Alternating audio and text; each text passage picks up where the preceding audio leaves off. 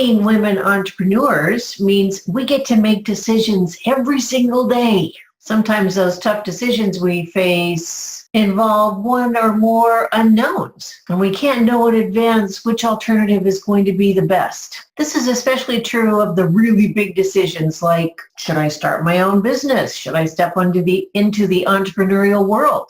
Or should I create a new product or a service? Or maybe it's redefining who your ideal dream client is. Big decisions, important decisions. Decisions that are vital to the success your business will experience and the sustainability of that success. And then there's the gazillion little decisions we make each day. Even some of those with seemingly inconsequential decisions can become such a challenge. So I'm curious, when you're faced with making a big decision or even a little decision that has you stuck, what do you do? Typically what we do in those situations is freeze. Now here's the thing, even when you don't like the situation you're in, there can be great anxiety about making a change because you're moving into unknowns. Let's bring this concept into your business. Let's say your business is not generating the income you need. You're barely getting by and stress is your constant companion. Do you give up on your dream? Do you make the decision to settle for less than what you want? And is it easier to settle for less than what you want rather than making a decision to try something new that might even bring you closer to your goal? In a way, every decision becomes a choice between maintaining the status quo, meaning that what you know, or making a change. And when you make a change, you move into the unknown. We can't be certain of the outcome. And so by default, we stay put, status quo. Today, I want to share with you a very simple method that I've recently learned about that has made a big difference in how I make decisions. And I'm suspecting that it will also make decision-making much easier for you as well. And here's the beauty of this. It typically takes less than 1 minute. That's right, less than 1 minute to find your clear path. So here it is. When you're in a situation or the circumstances requiring you to make a decision, ask yourself this question: is this really me? And what that question implies, what you're asking yourself is this path that you're choosing a clear expression, a fair expression of who you truly are? And to what degree does each option reflect the real you? Here's a tweetable for you. Decisions are acts of self-expression. Typically, we look at a choice as being a path, an option, good or bad, right or wrong, better or worse. Asking yourself the question, is this really me, takes you out of your head, out of the judgment, good or bad, right or wrong, better or worse, and puts you into touch with your creativity, your self-expression. That's how decisions become an act of self-expression. When you use this approach, certain decisions can become easier. You might say to yourself, okay, this path may not be easy, but I know it's the right thing for me to do. I know that it really is me. Or you might become aware that no matter how you try to rationalize this decision or this particular path, it's just not right for you. You know deep down it's not a good fit. So here's some examples of how you can apply this method to your business. Or if you're considering starting a business, the question you might ask is being an entrepreneur really me? Or if you're creating a product or a service, the question is this really me? Is this a reflection of who I am? Perhaps as you're defining your ideal dream client, ask yourself, is this really who I want to work with? Those are some of the very difficult core questions that as business owners, as entrepreneurs, as CEOs, we ask ourselves. We can use this question in virtually every aspect of our lives. It makes decision-making very easy, and yes, in less than 1 minute. So here's a tip, a trick for you. If you're asking yourself the question, is this really me, in an effort to make a decision, and you're having difficulty, if the answer isn't coming to your awareness, then try to describe some of the attributes some adjectives out loud. For example, you're thinking about stepping into the entrepreneurial world. What words, what adjectives would you choose to describe being an entrepreneur? Is it safe or risky? Boring or exciting? Social or solitary? Innovative or conforming? Now consider whether those same adjectives could describe you as a person, who you really are. Do you tend to play it safe, or are you more of a risk taker? Do you consider yourself to be boring or exciting? Are you very socially inclined, or you tend to be more solitary? Innovative or conforming? Is being an entrepreneur really for you? Now I get it. Sometimes saying these words out loud can feel a bit awkward. I totally understand that. And I'm confident that you will gain some interesting insights if you give this a try. So my invitation to you is give yourself permission to feel awkward, to play around with this, to have some fun with this. Experiment.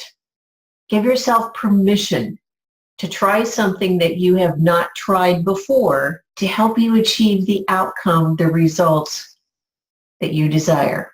Let's look at another example. Your ideal dream clients. What words would you use to describe your ideal dream client? And are those the same words that you're using to describe your current client base? And are those the same words that you would use to describe the people that you really want to work with?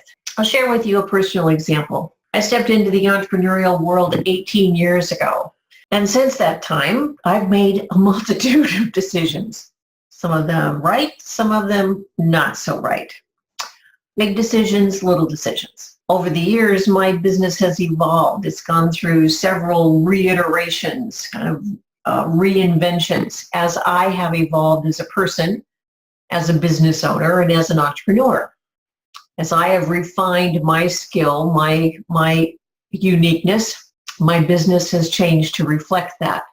If you followed me for some time, you know that I believe you are your business and your business is you. Your uniqueness is what makes your business yours. So as I have embraced my uniqueness and my business has evolved around that, because that is the focus of my business, I've undergone several website updates or revisions. I've rebranded myself now a total of 4 times in the 18 years. And here's the thing. When I recently went through the last rebranding, or the most recent one, I should say, I knew one thing was constant. My ideal dream client has never changed from the very beginning, 2001. I have always worked with women entrepreneurs, coaches, consultants, authors, creatives, teachers, people who have an impact on other people. Those are my ideal dream clients, women who are impacting the people that they work with. So that has not changed. That's been a constant. What has changed is how I've positioned myself in the market and my marketing message. So today my message is laser focused on you designing and creating your business so that it works for you rather than you working for your business. And how you do that is having your uniqueness at the very heart of every decision you make about your business. It's the core of your business. So I live and breathe my message. My message is for you to know your uniqueness so that you can, in fact, design your business so that it's aligned with who you are naturally, easily, effortlessly, so that your business works for you, and you position your marketing and your branding so that it attracts your ideal dream client. It speaks to them. Because when you're 100% you, you have no competition. So as I was going through this rebranding, starting the process, I knew that I wanted a very high attraction image, a brand that was easily identifiable and sustainable, and it needed to be really me. When the image of the peacock feather was suggested, I immediately knew it was right for me. It really was me. There was no doubt or hesitation. Before I said, okay, yes, this is it, I did a little bit of research, and what I learned surprised me. It was this: no 2 peacock feathers are exactly the same. Just like no two women entrepreneurs are exactly the same. No two people have exactly the same uniqueness. So yeah, I know that might sound a little weird, a little woo-woo, but it was me. It represented my beliefs, my values, my brand, my message, and it was very relatable to my ideal dream clients. And here's the thing, it was a huge success. The launch of the new brand and the new website met with rave reviews. My ideal dream clients loved it. In fact, I have clients, colleagues, friends that are sending me cards of peacocks, peacock feathers, and sending me images in Facebook of peacocks. It's been so fun. They relate to it. They get it. And for the people who it doesn't resonate with, that's totally fine, because that means they're not my ideal client. So I'm putting out 100% me. I know it's really me, and I am attracting my ideal dream clients. So when you're making decisions using this method, is it really me? You're tapping into this higher version of yourself, this all-knowing inner wisdom. It's your best self. It's where your dreams and goals reside, where they're nurtured. It's who you want to be. And what happens when you design your business that's really you, using a business model that's totally aligned with your uniqueness? And when your products and your programs and services are really you, serving your ideal dream clients, that's when your business starts working for you.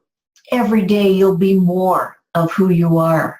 And now it's your turn. What does your branding and your marketing say about you?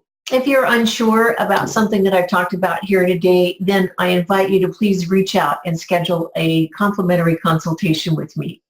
I would love to talk to you. Decisions are important. And my goal for you is to make the decisions that are most closely aligned with your highest self, with your uniqueness, with the amazing individual that you are.